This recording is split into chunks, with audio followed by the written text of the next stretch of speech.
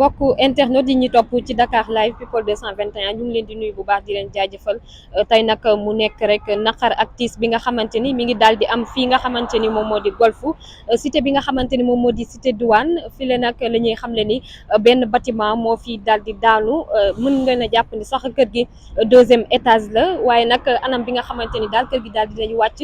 bi ñu xoolee kër gi état bi nga xamante ni la daal di nekk état bi normalul maanaam daal kër gi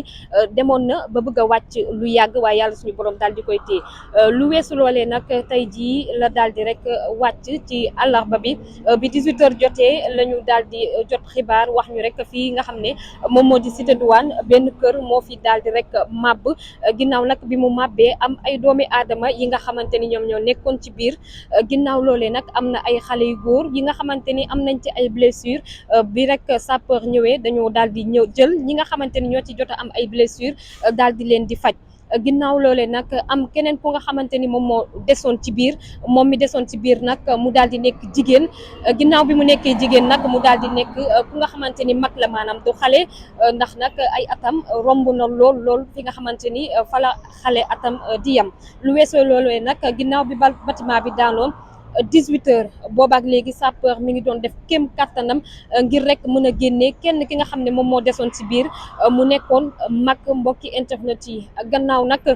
bi 21h jotee le sapeur pompier soog a mën a am accès si moom ngir mën koo génnee ci sutura waaye nag bi ñu koy génnee dañu ko nëbb bu baax a baax ndax nag li ko waral image bi dafa doy waar ndax nag dal bi lépp a màpp ci kawam mu daal di nekk nag lu méttee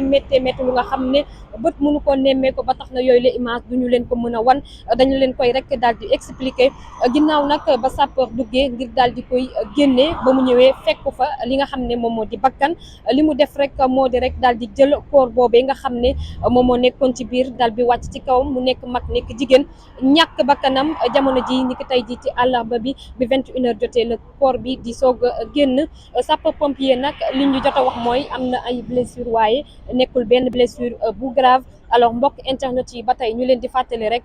mbir mi ngi daal di xew fi nga xamante ni moom moo di cité douane benn immeuble deuxième étage moo daal di màbb ci kaw ay doomi aadama yi nga xam ne ñoo nekkoon ci biir ginnaaw nag bi mu màbbee ñu ci bëree bëri sauvé nañ ñu ci bëree bëri daal dinañ leen di jéem a faj muy waa sapeur pompier waaye kenn ki nga xamante ni moom moo nekkoon ci biir mu nekk mag nekk maire am njaboot am ay doom ginnaaw si moom mile wuy ji na boromam ñàkk na bakkanam ginnaaw loolee nag sànq kenn mënul woon te kenn ndax koñ bi ñëpp a màbbandoo di yooxu waaye tamit ña desoon ci kër gi ay doomam di yooxu di wax ni fan la ñuy jëlee ci seen yaay xanaa rek di ko ñaanal moom mi dëddu yàlla suñu borom jéggal ko te xaaree ko aljanna waaye njaboot ji mu fi bàyyi yàlla suñu borom may leen xolub muñ lu weesu loolu dañ leen di bàyyi ak image yooyu nga xam ne yéen a ngi koy gis en direct alors li ngeen di gis ni oto sapeur pompier la beneen bi ci ginnaaw itam oto sapeur pompier la bu ànd ak pick-up yéen a ngi gis noonu xam naa bu baaxee dañuy avancer jëm leen wan tuuti rek ci li nga xamante ni moom moo di kër gi waaye duñ leen mën a wan image bi nga xam ne wax naa leen ko sànq muy ki nga xam ne moo ci ñàkk bakkanam ndax anam yi mu nekkee doy na waar. ginnaaw loolu bi ñu duggee ngir xool ndax am na ñu nekk ci biir ñu daal di gis ni daal am na kenn ku nga xamante ni moom moo daal di rek des ci li nga xamante ni moom moo di si biir alors lu weesu loolu nag ñu daal di rek jéem li nga xamante ni moom moo di daal di sauver ki nga xamante ni moom moo daal di nekk ci biir ginnaaw loolu nag ñu daal di gis ni bi ñu duggee ki nga xamante ni moom moo fi nekk ab maire la mu daal di nekk jigéen waaye nag ci loolu am na yeneen ñu nga xamante ni ñoom ñoo nekkoon ci biir mu di ay góor lu weesu loolee nag ñi nga xamante ni ñoom ñoo di ay góor nekkoon ci biir ñoom ñoo ñee sapeur pompier daal dina leen di jéem a jël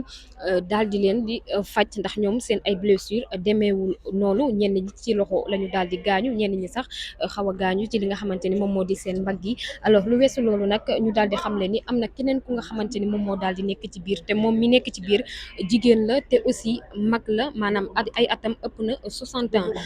ginnaaw loolee nag sapeur pompier bi mu ñëwee def na tout ngir daal di koy génnee waaye état kër bi lañ daal di xool xam ni lile wóorul ba tey ginnaaw loolu nag ñu daal di def seen ay stratégie indi li nga xamante ni moom mooy seen ay matériel xool naka la ñu mën a def ba daal di génnee ki nga xamante ni moom moo nekk ci biir lu weesu loolu nag ñu daal di def li nga xamante ni moom moo di seen liggéey jéem a xool yenn ci ay poñ yu nga xamante ni moom la ñu mën a marqué ngir daal di rek génnee ki nga xamante ni moom moo desoon ci biir bâtiment bi mooy ki nga xam ne moom la presque dal bi yëpp daal di wàcc ci kawam bi ñu defee loolu nag 18h ba 21h ci li ñuy soog a daal di génnee ka nga xam ne moom moo desoon si biir ginnaaw nag bi ñu ko génnee dañoo wax rek inna lillahi wa inna ilayhi rajiun maanaam daal moom ma ca génn jigéen la mag la ay ëpp na 60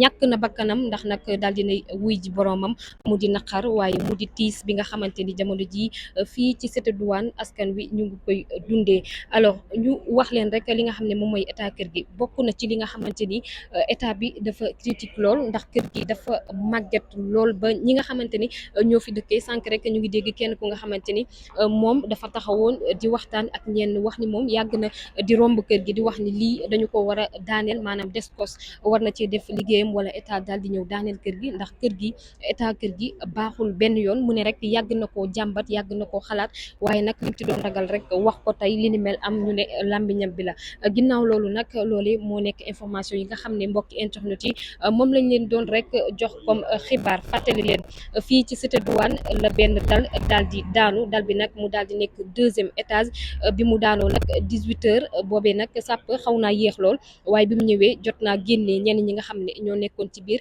ñoom seen ay blessure mettiwul keneen ki nga xamante ni moo leen jaaxaloon mu di maire bi nga xam ne ay atam ëpp na 60 ans nekkoon ci biir dal bi daal di wàcc ci kawam def nañu tout ngir mën koo génnee waaye nag daal dinay ñàkk bakkanam génnee nañ ko néewam daal di ko yóbbu fa nga xam ne moom moo di l'hôpital bu Dalal Jàmm di leen fàttali rek moom moomee nga xam ne moo ci ñàkk bakkanam am na njaboot sànq ba tey ñu ngi doon yuuxu di laaj fan la ñuy jëlee ci seen yaay joojule xanaa rek di ko ñaanal yàlla suñu borom yërëm ko te xaaree ko aljanna mbokk yi ñu bàyyi leen ak li nga xam ne moom moo di image yi ngeen àndandoo seetaan ko ndax duñu ko mën a décortiquer ndax metti na ba fi metti yam man Cheikh Gueye laa tudd. alors ñu nga fekk tey Cité Douane nakar ak tiis daal di fi am ginnaaw dal bi nga xamante ni moom moo wàcc ñu bëggoon a xam rek ndax mbir mi fekk na la fi. waaw fi la ma fekk ma toog parce que la femme a dépassé une trentaine de minutes dugg këram après ci la événement yi am waaw peut-être vers 19h 18h45 ans 19h yooyu daal approximativement pas ci la am. ndax moom yàgg na ci koñ bi. waaw yàgg na fii la doon sëy am fii jëkkëram ak i doomam bon ndaw jigéen soxna su baax su yaatu su bëgg xale yi dañ ko doon topp guddeeg bëccëg xale yu ndaw yi d'ailleurs sax defe naa ñoom la doon utal weccet pour jox leen ko ñëw jox leen ko neen xaar leen dugg ci biir ci la ko affaire bi dalee noonu même ñëw di doole yi dëkk ci koñ bi day togg di leen jox moom daal ku baax dem na baat bi moom benn la fu baax fu nit di natt baax rek moom foofu la commencé baax di dem honnêtement waaw. mën nañoo xam ndax kër gi kër famille la wala ay locataire la. kër gi kër famille la jëkkëram la fi nekk ak sa famille waaw. état kër gi lan nga ñu si mën a wax. Bon, comme toutes les maisons qui sont au bord de la mer en général avec l'érosion maritime côtière là day am problème humidité beeg yooyu mais nag xam nga rek en tant que dëkk bi ni mu demee aussi sa kër mën na nekk ci état mais doo am possibilité pour mën ko gaaw a def na nga ko war a defee da nga koy waajal et defe naa sax borom kër gi ci loolu mi ngi ci woon ak seet nu mu ciy génne mais daal comme ndogal ñëw na moom ndogal buy ñëw moom day bett ñëpp daal loolu daal moom. dégg naa deuxième la jógee wàcc mën nañu xam ba xam ñaari étage loolu là je ne sais pas honnêtement parce que demuma fa man je peux pas dire des trucs yoo xam ne fi ma toog daal laa dégg le bruit moom ça fait un bruit mouse xamula ma xam ne ma daw dem j'ai vu ci kaw ne leer na ma xam ne daal bi moo wàcc loolu laa si am. alors bi dal bi daanoo bi nga duggee yow lan nga jëkk gis ak naka nga fekkee état bi nga xamante non man du ma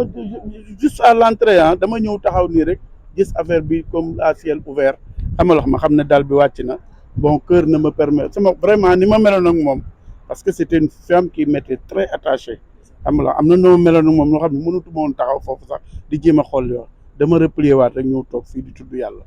waaw. alors ñun ñoo njëkk a def première secours yi. Les pompiers on les a appelés ils sont venus peut-être 1 heure de temps après mais ça a pris du temps pour seen logistique bi ñëw parce que ñëw nañ xamuñu lu ñuy def ñu nekk fi du yàgg werante oto dem oto dikk yàgg na daal parce que entre 19 heures et 21 heures ñu door ko génne ça a pris du temps quand même ça a pris du temps alors lan ngay wax tey état bu Sénégal ci yi ni mel parce que dañuy wax tout le temps que Descos dafa war di wër ci dëkk bi di xool yenn kër yi nga xam ne dafa màgget ñu daaneel ko. mais à juste raison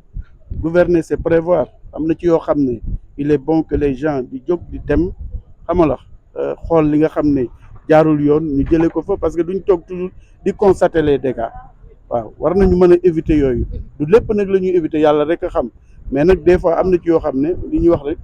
prévenir vaut mieux que guérir waaw parce que y a des maisons yoo ak situation yoo xam ne nit ñi war nañ ci jóg mais duñu wàcc ba problème am ñu dem ñëw bon fekk y a mort d'homme le vin est tiré faut le boire mais c'est difficile waaw waaw. taxawaayu sapeur lan nga ci jàngat ndax gaaw nañu ñëw wala dañu. waaw gaaw ñëw nañ bon dans ci laps de temps quoi peut-être ci kiiwu 1 heure de temps mais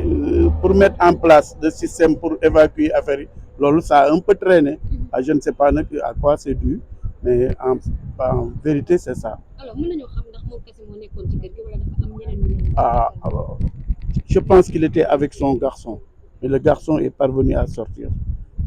waaw. Merci beaucoup ñu ngi lay jaajëfal. Je vous en prie tout le plaisir est pour moi.